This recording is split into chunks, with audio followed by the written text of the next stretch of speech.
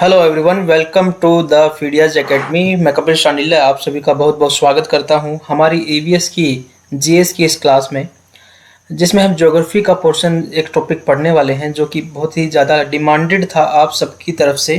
काफ़ी बच्चों द्वारा जो है डिमांड की जा रही थी कि इस टॉपिक को फिर से रिक्रिएट किया जाए, फिर से समझाया जाए और फिर से इसके क्वेश्चन को डिस्कस किया जाए। तो ये एक ऐसा टॉपिक है जो हर एग्ज़ाम का पार्ट रहता है, चाहे वो डीएसएसबी पीआरटी हो या केवीएस हो। तो हर एक एग्ज़ाम के अंदर, पीआरटी के अंदर, टीजीटी के अंदर, पीजीटी के अंदर, सभी के अंदर ये टॉपिक पूछा जाता है। टॉपिक को मैं डिस्क्लोज नहीं कर रहा हूँ, क्वेश्चन पहले पुट करेंगे फिर टॉपिक को डिस्क्लोज करेंगे। तो इसके अलावा केवीएस के अंदर भी ये टॉपिक इंक्लूड है, केवीएस पीआरटी के अंदर भी है, केवीएस टीजीटी एसएसटी के अंदर भी इंक्लूडेड है, और इसके अलावा एसएससी के अंदर भी ये पूछा जाता है। तो सभी चीज़ों में, इवन यूपीएससी के अंदर भी बड़ा कंसेप्चुअल रूप में इसको पूछा जाता है। तो ये टॉपिक जो है यूनिवर्सल है, तो किसी भी स्पेशली एग्ज़ाम के लिए नहीं, हर एग्ज़ाम के लिए जो ये सार्वभौमिक है, यूनिवर्सली एक्सेप्टेड टॉपिक है। तो इस टॉपिक को हम करने वाले हैं। इस टॉपिक का जो नाम है वो आपको बिल्कुल क्लियर मैं नहीं बता रहा, पहले क्वेश्चन देख लेते हैं, ठीक है।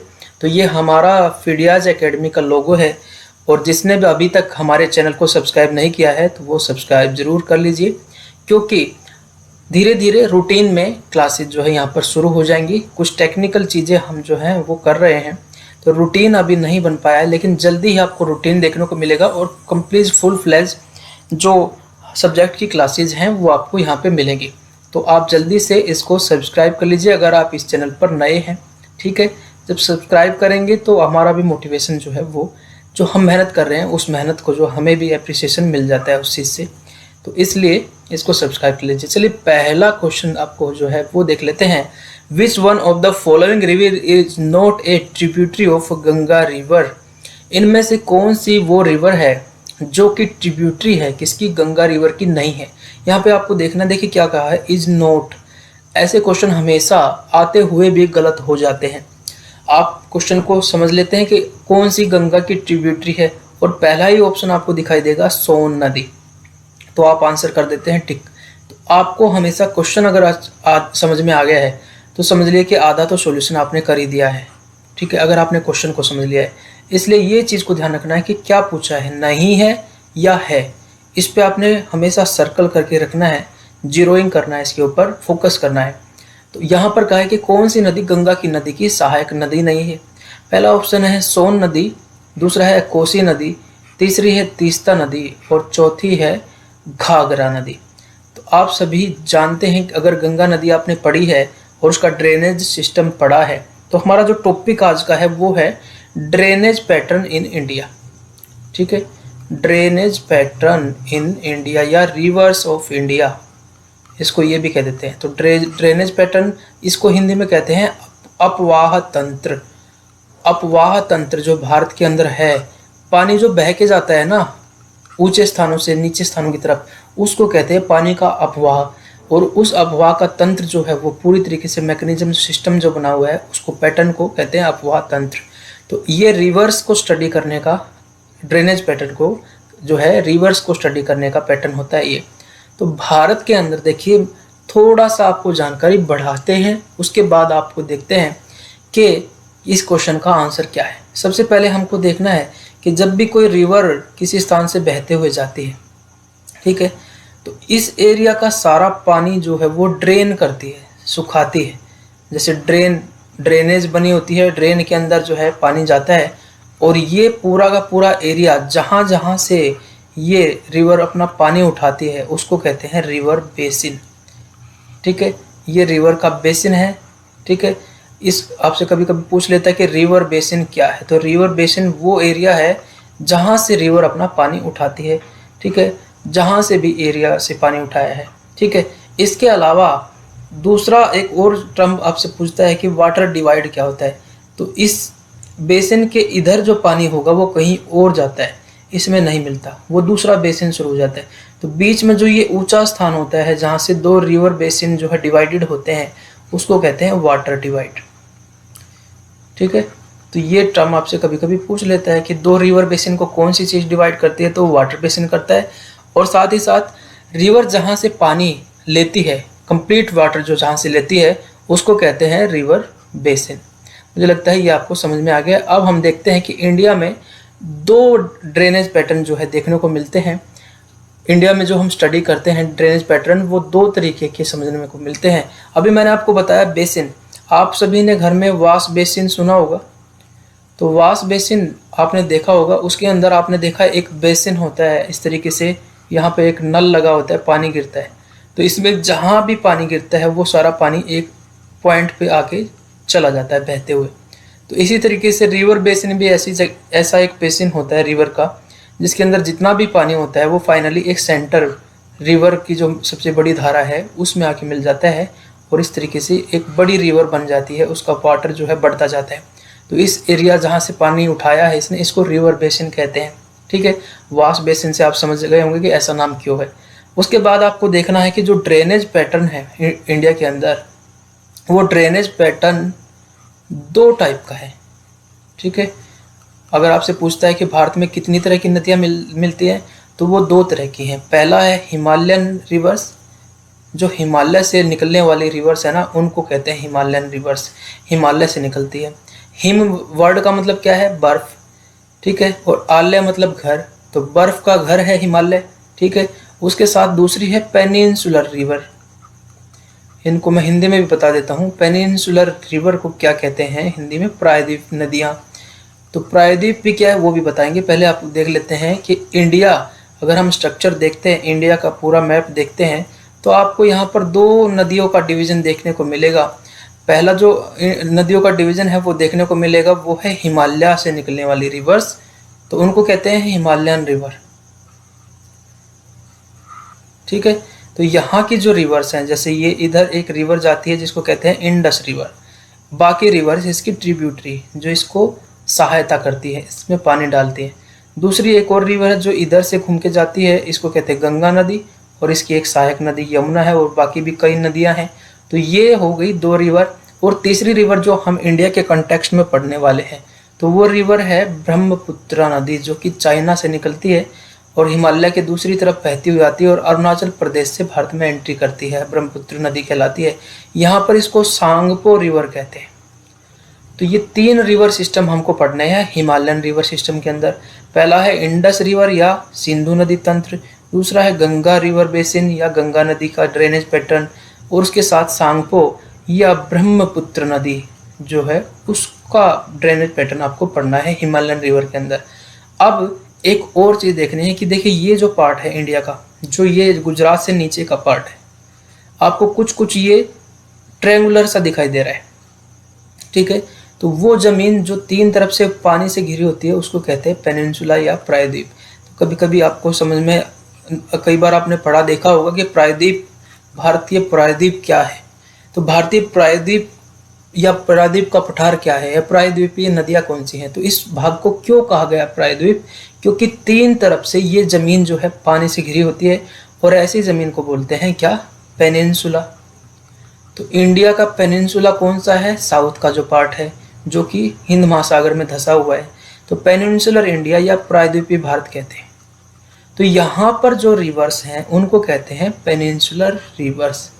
ठीक है, समझ में आ रहा है मुझे लगता है। पेनिनसुलर रिवर कौन सी है जो इस पेनिनसुला पे मिलेंगी?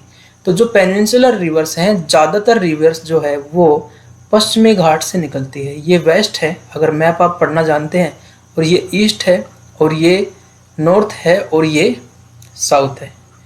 तो इन चारों डायरेक्शन को आप हमेशा याद रखिए, मैप में यही रहेंगी। तो यहाँ पर ज़्यादातर जो रिवर है वो पश्चिमी घाट से निकलती है और बहते हुए बे ऑफ बंगाल यानी कि बंगाल की खाड़ी में आके यहाँ पर गिर जाती है, बे ऑफ बंगाल। अब थोड़ा सा इसको भी मैं आपको बता दूं कि बे क्या होता है। ऐसा वाटर जो कि तीन तरफ से ज़मीन से घिरा हो, बिल्कुल इसका अपोजिट है। ये ज़मीन घिरी हुई पानी से तीन तरफ से। अब यहाँ पे आप सभी जानते हैं कि यहाँ पर ऐसे करके म्यांमार देश है। ठीक है, तो ये वाला एरिया देखिए, ये इधर भी ज़मीन से घिरा हुआ है, इधर भी ज़मीन से घिरा हुआ है, और इधर भी ज़मीन से घिरा हुआ है। तो इसको कहते हैं बे ऑफ बंगाल। तो इसमें आके ये रिवर गिरती हैं, ज़्यादातर रिवर का यही पैटर्न है। ठीक है, जो रिवर इसका कुछ अलग दिखाएंगी उनको कहते हैं कि ये अलग तरीके से बिहेव कर रही हैं, और वो क्वेश्चन इंपॉर्टेंट हो जाता है। तो फिर से मैं आपको जो बता रहा हूँ कि भारत में जो गंगा जो ड्रेनेज पैटर्न है या अपवाह तंत्र है, उसको अगर हम स्टडी करते हैं तो वो अपवाह तंत्र 2 पार्ट में डिवाइड करके हम पढ़ते हैं। ठीक है, तो अब देखिए यहाँ पर हिमालयन एक पहला पार्ट है और दूसरा है पेनिनसुलर रिवर, यानी कि पेनिनसुलर ड्रेनेज पैटर्न उसको कहेंगे। उसके बाद आपने देखा कि हिमालयन में 3 रिवर्स हैं। एक रिवर है जिसका नाम है इंडस, जो कि चाइना से ही निकलती है, मानसरोवर झील के आसपास से। इसकी बहुत सारी सहायक नदियां हैं, 1 बाय 1 जब करेंगे तो आपको बताएंगे भी। और दूसरी रिवर है जो कि हिमालय से ही निकलती है, गंगोत्री से, और एक यमुनोत्री से एक उसकी सहायक नदी यमुना आती है, जो इलाहाबाद में आकर या प्रयागराज के आसपास आकर इसमें मिल जाती है। और भी कई कुछ नदियाँ, सहायक नदियाँ इसमें आके मिलती हैं। फाइनली ये थोड़ा सा इसका एक हिस्सा, एक ब्रांच बांग्लादेश में जाएगी और एक ब्रांच जो है हुगली के रूप में बे ऑफ बंगाल में गिर जाएगी। और तीसरी नदी हमने देखी सांगपो रिवर। तो सांगपो रिवर जिसको इंडिया में ब्रह्मपुत्र कहा जाता है और अरुणाचल प्रदेश में इसी को दिहांग भी कहा जाता है। आपको 1 बाय 1 करेंगे ना तो ये चीज़ें सारी बताएंगे, और सबसे ही क्वेश्चन भी पूछे जाते हैं, इसलिए इसको बताना जरूरी भी है। तो सांगपो या ब्रह्मपुत्र रिवर जो है उसको जो है भी स्टडी करेंगे हिमालयन के अंदर। बाकी पेनिनसुलर रिवर के अंदर सबसे पहले तो गोदावरी होगी, ठीक है, उसके बाद जो है कृष्णा होगी, कावेरी होगी, और इसके अलावा 2 रिवर ऐसी हैं जो कि उल्टी दिशा में बहते हुए अरब सागर में आके गिरेंगी। पहली है नर्मदा नदी और दूसरी है तापी नदी। ये दोनों नदी जो है वो भ्रंश घाटी से या रिफ्ट वैली से बहती है।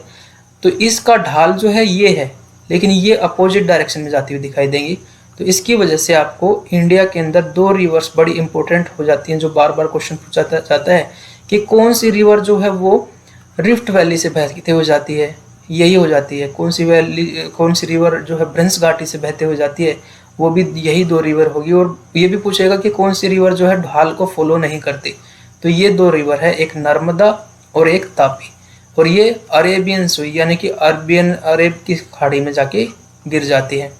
ठीक है, तो अब यहाँ पर हम इस क्वेश्चन को सोल्व करते हैं और आगे बढ़ते हैं हमारे टॉपिक की तरफ। टॉपिक को धीरे धीरे पढ़ाते रहेंगे और क्वेश्चन भी करते रहेंगे। अब इसने कहा कि which one of the following river is not a tributary of Ganga river. तो यहाँ पर पूछा है कि गंगा रिवर की ट्रिब्यूटरी कौन सी नहीं है, यानी कि सहायक नदी कौन सी नहीं है, ये पूछा है। तो इसका मतलब ये है कि 3 तो सहायक होगी और 1 नहीं होगी। पहले तो क्वेश्चन को समझना जरूरी है और हमसे पूछा भी यही है। तो देखिए सोन नदी से बड़ा इंपॉर्टेंट क्वेश्चन होता है कि अकेली ऐसी नदी है जो साउथ की तरफ से बहती हुई आती है, ठीक है, और पटना के पास गंगा नदी में आके मिल जाती है। एक बड़ा इंपॉर्टेंट क्वेश्चन हो जाता है कि कौन सी वो रिवर है जो कि साउथ की तरफ से बहते हुए आती है और गंगा नदी में आके जाके पटना के आसपास मिल जाती है। तो वो रिवर कौन सी है? सोन नदी। अगर आपने मौर्य काल पढ़ा है, अगर आपने हिस्ट्री पढ़ी है, तो you must have known that the Patna that was established as the capital of Magadha empire. वो मगधा एम्पायर की जो कैपिटल बनाई गई थी, तो वो क्यों ऐसी जगह पे बनाई गई? पाटलिपुत्र की स्थापना किसने की थी? उदयन ने की थी। ये भी ध्यान रखना, ये क्वेश्चन पूछ लेता है। तो उदयन ने जब पटना एस्टेब्लिश किया था, पाटलिपुत्र एस्टेब्लिश की थी, तो कहाँ पे की थी और क्या रीजन था? उसका रीजन यही था कि 2 नदियां आके मिल रही है और ऐसे स्थान जिसके जो है इस तरफ भी नदी और इस तरफ भी नदी हो, तो वो दुर्ग बन जाता है, एक फोर्ट बन जाता है, जल दुर्ग बोलते हैं उसको, वाटर फोर्ट। ठीक है, तो उसको क्रॉस करने में दुश्मन को प्रॉब्लम होगी। तो ये सोन नदी को इस तरीके से, बहुत इंपॉर्टेंट रिवर है, क्वेश्चन पूछा जाता है। तो सोन रिवर तो है गंगा की, तो जो है वो तो पूछी नहीं है। हमें 3 तो ठीक निकालनी है, 1 गलत, और ये वाली ही आंसर होगी। कोसी नदी भी गंगा की सहायक नदी है। इसको बिहार का शोक भी कहा जाता है, बिहार का शोक। क्यों? क्योंकि जो आप तमिलनाडु का हिस्सा देखेंगे, यहाँ पर है बिहार। जो ये कोसी नदी निकलती है हिमालय से, लेकिन ये क्या करती है, तराई रीजन से कभी ये इधर से निकल जाती है, कभी उधर से निकल जाती है, अपना रास्ता बदलती रहती है। तो यहाँ पर अगर एक बांध बना दिया जाए तो वो इधर से निकलने लग जाएगी, इधर से निकलने लग जाएगी। तो मतलब बहुत ज़्यादा अपना जो है रास्ता बदलने के लिए इनफेमस है ये। तो रास्ता बदलने के लिए इनफेमस है। तो आपको देखिए क्वेश्चन कैसे आते हैं, मैं वैसे समझा रहा हूँ, थोड़ी थ्योरी भी लेके चल रहा हूँ। रास्ता बदलने के लिए नटोरियस है, कौन सी नदी है? बिहार की कोसी नदी। और जब ये रास्ता बदलती है तो जब जो लोग यहाँ से शिफ्ट होकर यहाँ रहने लगे थे, इनके यहाँ पे बाढ़ आ जाएगी, इनके यहाँ पे बड़ा जान माल की नुकसान होता है। तो कोसी रिवर जो है वो भी गंगा की सहायक नदी तो है और ये बिहार का शोक भी कहलाती है। अब आ गई तीस्ता रिवर। तीस्ता रिवर जो है वो गंगा की सहायक नदी नहीं है, मैं बिल्कुल क्लियर बोल रहा हूँ। तीस्ता जो रिवर है, तीस्ता जल समझौता किसके साथ हुआ है ये भी पूछ लेता है। तीस्ता जल समझौता इंडिया और बांग्लादेश के बीच में है, ठीक है, क्योंकि इसका मतलब ये है कि ये रिवर ऐसी रिवर है जो दो देशों के बीच बहती होगी, तभी तो ये समझौता करना पड़ा है। तो तीस्ता रिवर समझौते में क्या है कि बांग्लादेश में ये रिवर आती है सिक्किम से बहते हुए और बांग्लादेश के अंदर चली जाती है और इधर से जो ब्रह्मपुत्र रिवर है उसमें आके ये मिल जाती है। तो इस तरीके से देखा जाए तो ये किसकी सहायक नदी है, ब्रह्मपुत्र की है, ना कि गंगा की सहायक नदी है। दूसरा, ये तीस्ता रिवर जो है वो इंडिया जो बांग्लादेश दोनों में से होकर बहती है, तो इसलिए इसको हम कहेंगे कि this is the right answer, क्योंकि हमें जो नहीं है वही पता करना था। अब है क्वेश्चन, अगला ऑप्शन है कि घाघरा नदी। घाघरा नदी नो डाउट ये गंगा की सहायक नदी है। तो गंगा की सहायक नदी जब डिटेल में मैं बताऊंगा तब भी आप इसको अच्छे से, बहुत अच्छे से समझ पाएंगे, ठीक है।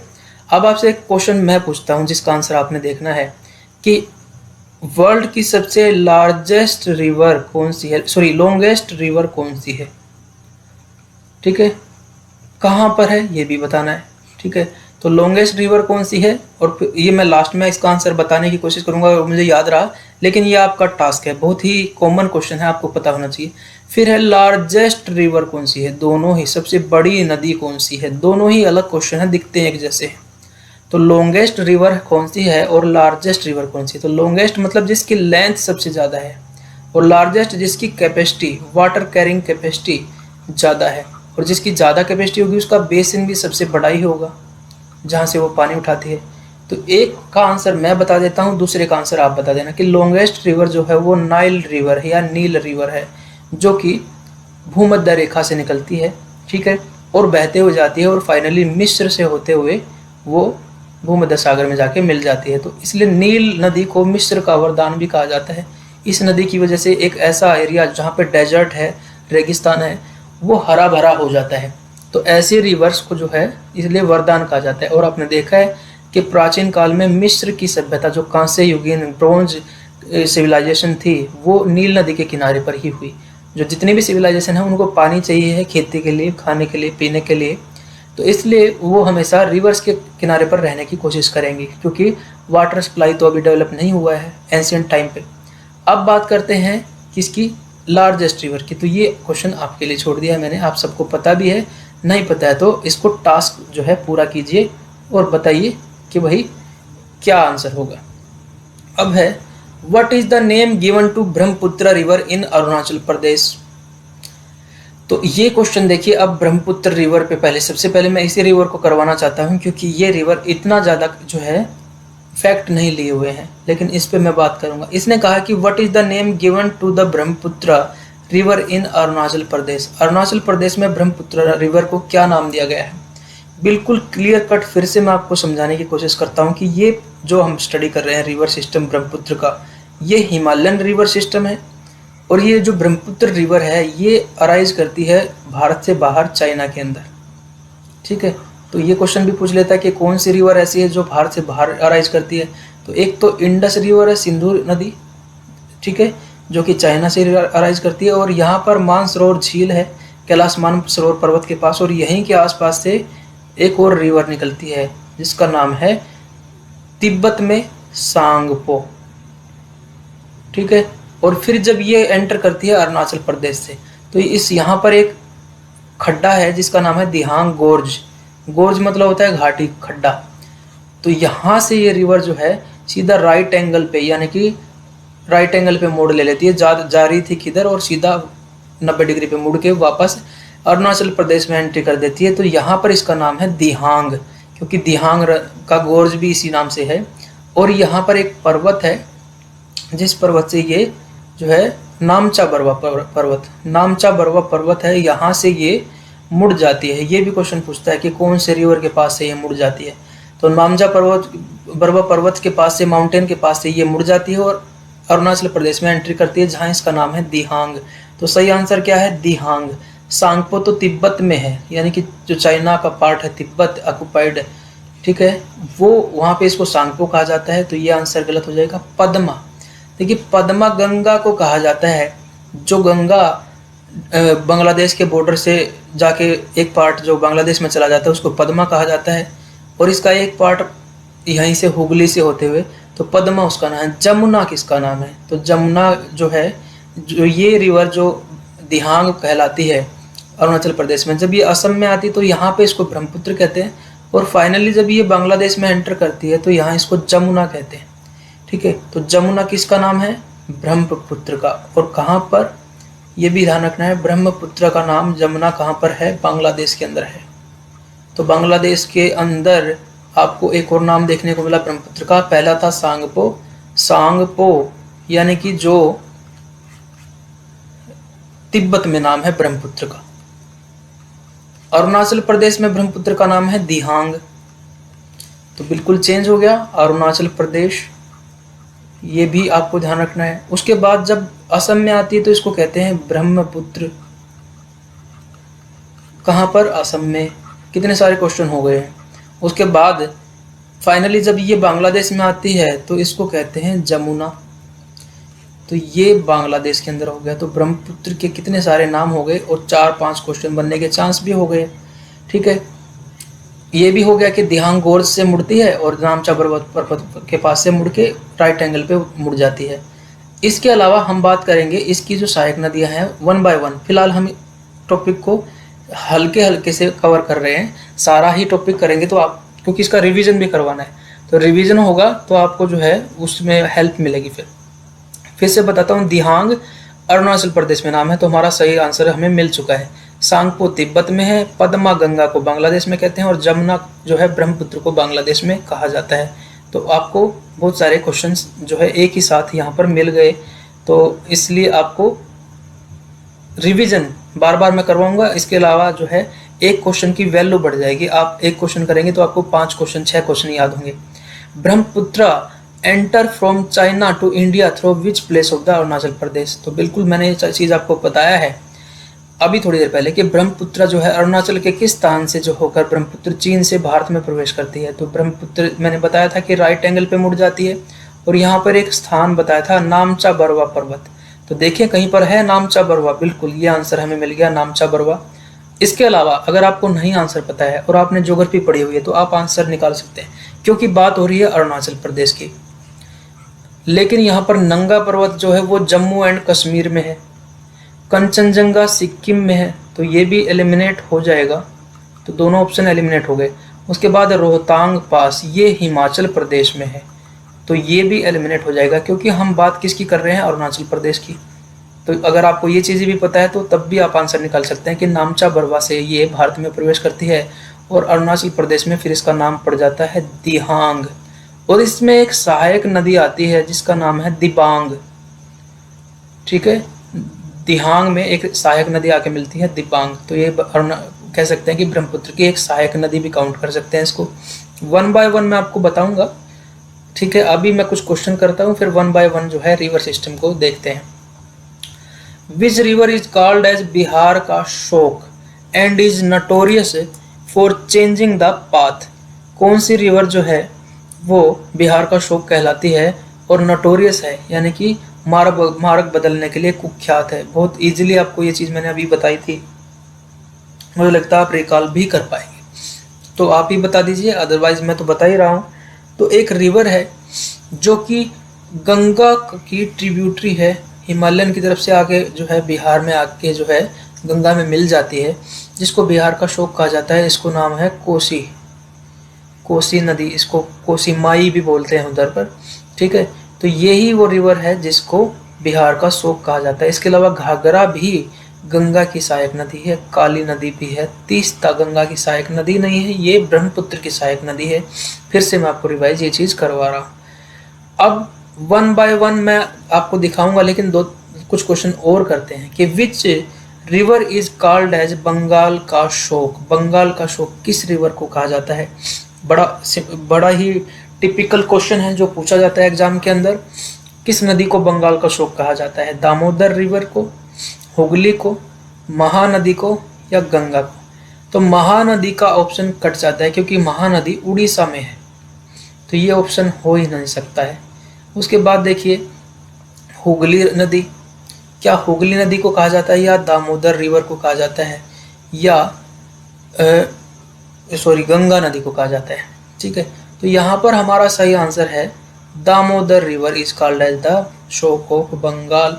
ठीक है, गंगा नदी को भी नहीं कहा जाता है। तो ठीक है, तो इसको एक बार देख लेना। मुझे थोड़ा सा डाउट हो रहा है इन दोनों के बीच में, लेकिन मुझे लगता है आंसर यही है। ठीक है, दामोदर रिवर को कहा जाता है। ठीक है, अब बात करते हैं एक बार। चलिए, डाउट है तो मैं देखता हूँ, इसका की देख लेते हैं। बिल्कुल दामोदर ही है, हमने की देख लिया है, दामोदर ही है, कोई डाउट नहीं रहा मुझे। मतलब मेरा इंस्टिंक्ट जो काफ़ी दिन रिवाइज करने के बाद भी था वो सही था। अब देखिए, किस रिवर को चाइना का शोक कहा जाता है। बिल्कुल स्टैटिक जीएस के क्वेश्चन तो हैं, लेकिन ये पेपर में बहुत आते हैं। कौन सी रिवर जो है चाइना का शोक कहलाती है? देखिए, सांगपो रिवर। ये सांगपो रिवर किसको कहा जा रहा है? ब्रह्मपुत्र को। फिर से मैं आपको रिवाइज करवा रहा हूँ, आप बहुत सारी चीज़ें याद करके जाएंगे।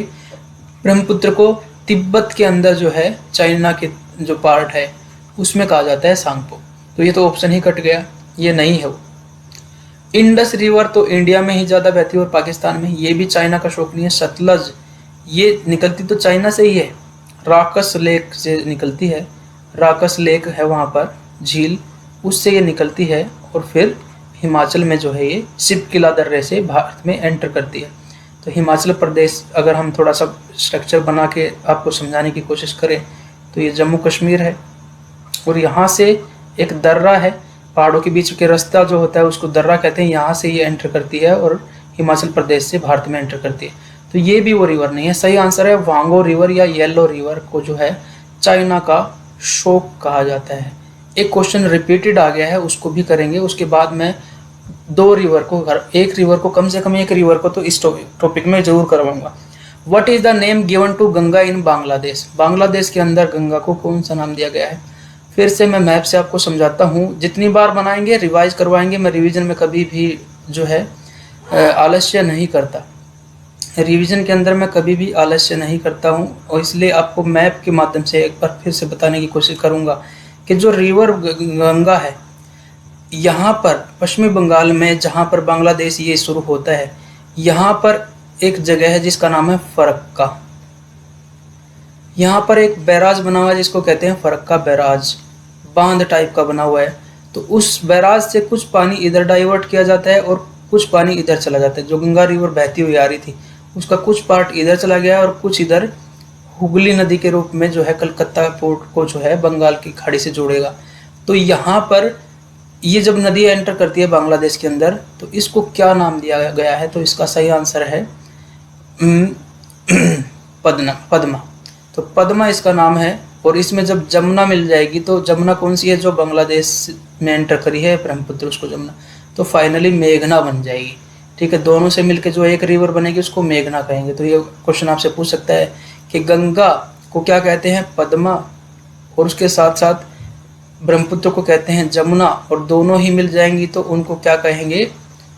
उनको कहेंगे मेघना। तो इसमें भी मुझे थोड़ा सा डाउट हो जाता है कभी कभी, लेकिन मैं इसकी की देखना चाहूँगा। आप सब बच्चों के सामने ही आंसर निकलेगा। तो देखिए, बांग्लादेश में गंगा को नाम दिया गया है पद्मा। ठीक है, और वो मैंने बता दिया था। और उसको जो ब्रह्मपुत्र है उसको क्या कहा गया है? मेघना कहा गया है। तो वो भी मैंने बता दिया। और दोनों को ब्रह्मपुत्र को जमुना कहा गया है और दोनों को मिला दे तो उसको मेघना कहा जाता है। तो ये जो है बिल्कुल क्लियर होगी। गंगा रिवर सिस्टम और ब्रह्मपुत्र रिवर सिस्टम पे हम काम कर रहे हैं, और आपको ज़्यादा फैक्ट ना बता के क्वेश्चन कैसे आते हैं उस तरीके से चीज़ें समझाने की कोशिश कर रहे हैं। ठीक है, अब अगला क्वेश्चन है, 9वां question. What is the name given to Brahmaputra in Bangladesh? Bangladesh में ब्रह्मपुत्रा को क्या नाम दिया गया है? वो क्वेश्चन भी आपको करवा दिया है, फिर से रिवीजन के लिए मैंने डाला है। देखिए, ये फरक्का स्थान है बांग्लादेश का और इंडिया का बॉर्डर है। ये वेस्ट बंगाल है और ये बांग्लादेश है। यहाँ फरक्का बैराज से एक रिवर तो इधर निकाल दी, इसको हुगली नदी कहते हैं। इसके किनारे पर कलकत्ता पोर्ट है और ये नदी जो है इसको बंगाल की खाड़ी से जोड़ती है। अब दूसरा पार्ट इसका जाता है बांग्लादेश के अंदर, इसको बांग्लादेश में कहा जाता है रिवर को, गंगा को, पद्मा।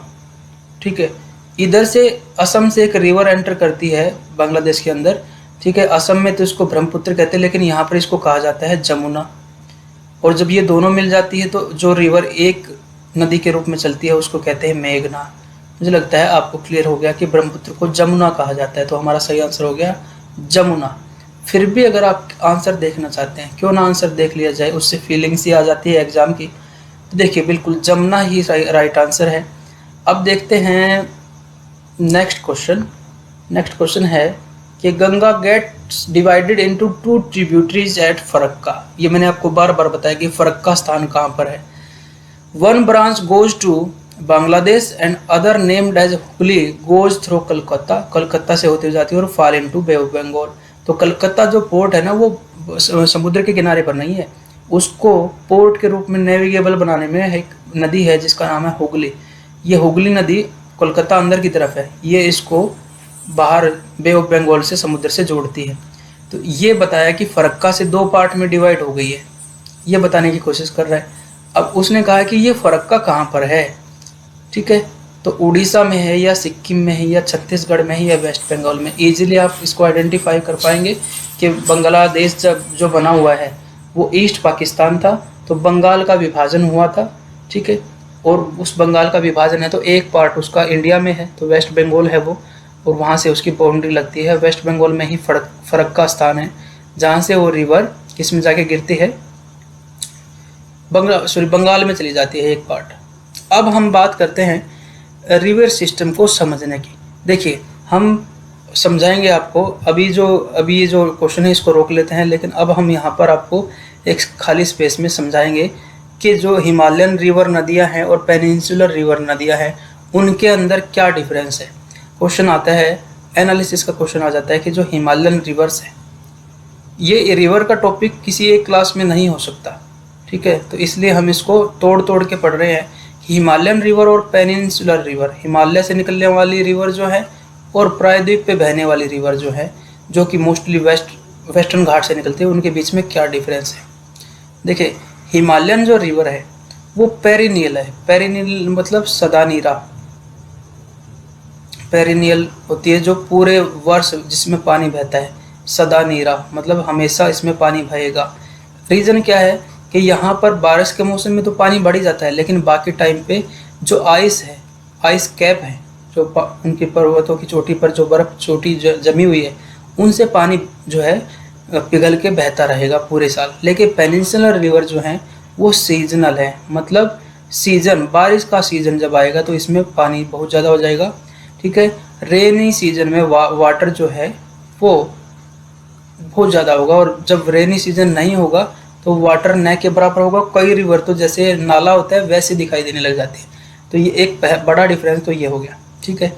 ये इसका वाटर का सोर्स अगर देखें तो वाटर का सोर्स अगर हिमालयन रिवर का देखें तो आइस प्लस रेन है, इसलिए इसमें वाटर की क्वांटिटी ज़्यादा है, ठीक है। लेकिन यहाँ पर जो वाटर का सोर्स है वो रेन है, आइस नहीं है। यहाँ पर वेस्टर्न घाट से जो नदियाँ निकलती है, वेस्टर्न घाट इतने ऊंचे नहीं हैं जो पश्चिमी घाट है कि उन पे बर्फ़ जम जाए, ठीक है। तो वहाँ पर बर्फ़ नहीं जमती, वहाँ पर बारिश होती है, खासतौर से मानसून बारिश होती है, तो उसी से जो है रेन से ही सोर्स है।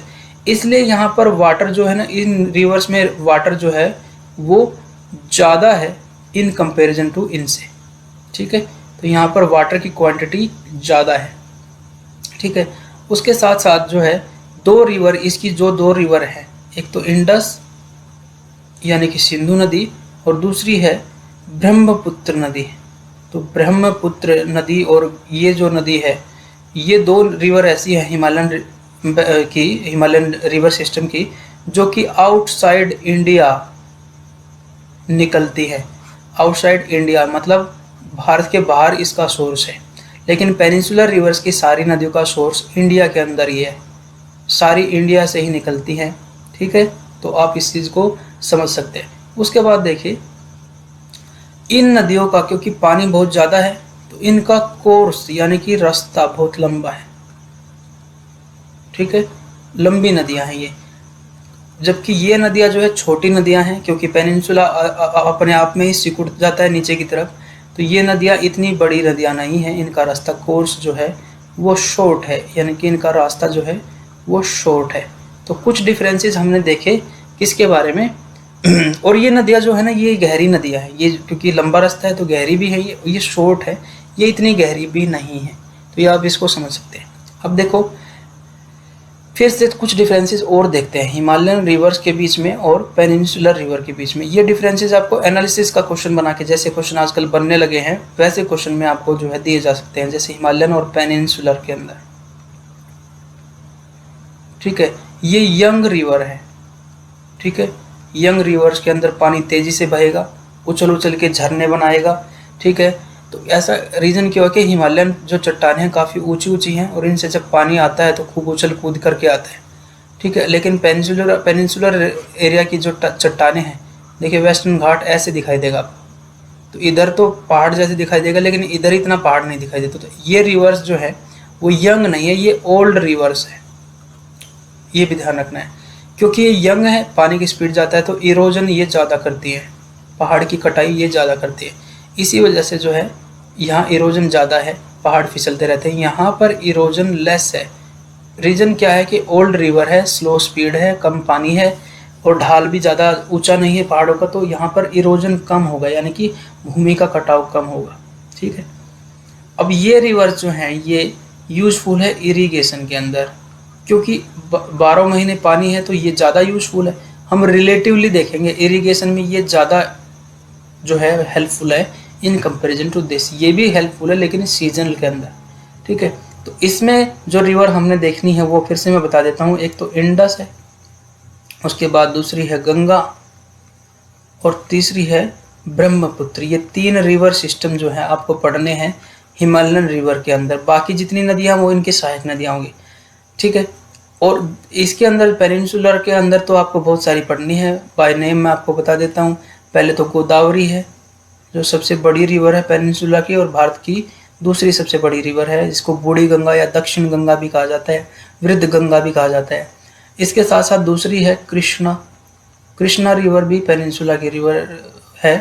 इसके साथ साथ कावेरी है, महानदी है और साथ ही साथ फिर यहाँ पर नर्मदा और तापी, ये 2 नदी जो कि उल्टी तरफ जो है बहाव करती दिखेंगी, ये रिवर भी आपको दिखाई देंगी।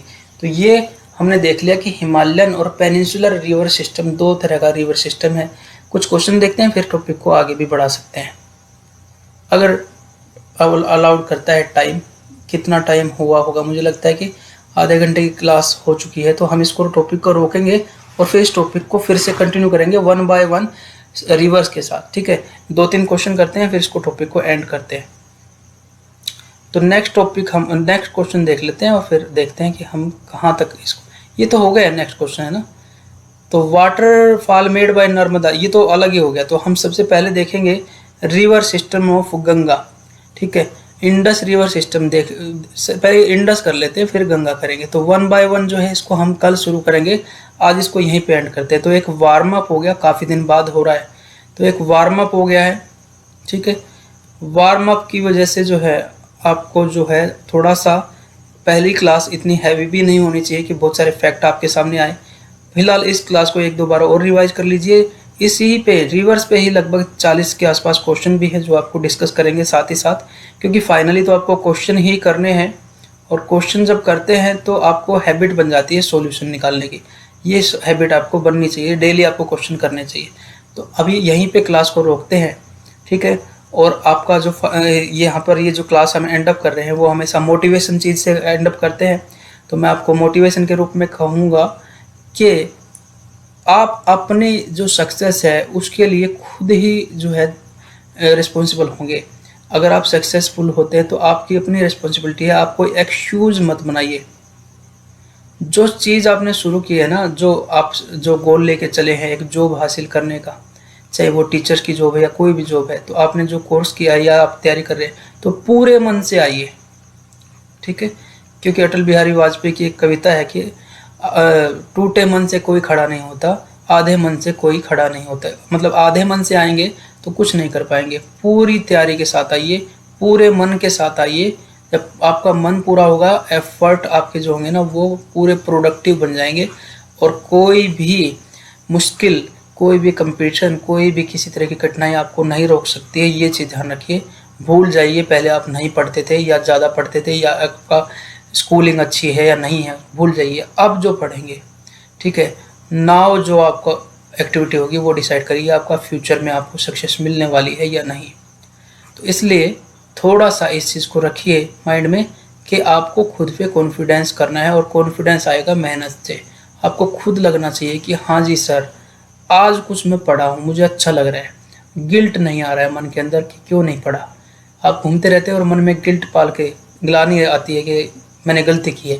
नहीं, इतना ज़्यादा पढ़िए कि आपको कॉन्फिडेंस आए कि वाह, मेरे से अच्छा कोई नहीं, मैं भी पूरा ऑनेस्ट हूँ अपने लिए। ठीक है, तो ये फीलिंग लेके आइए, निश्चित रूप से आपके साथ हैं हम भी, मोटिवेट करने के लिए भी आपको सफलता मिलेगी। चलिए मिलते हैं नए वीडियो के साथ, तब तक अपना ध्यान रखिए। जय हिंद, जय भारत, खुश रहिए और अपना ध्यान भी रखिए। चलिए।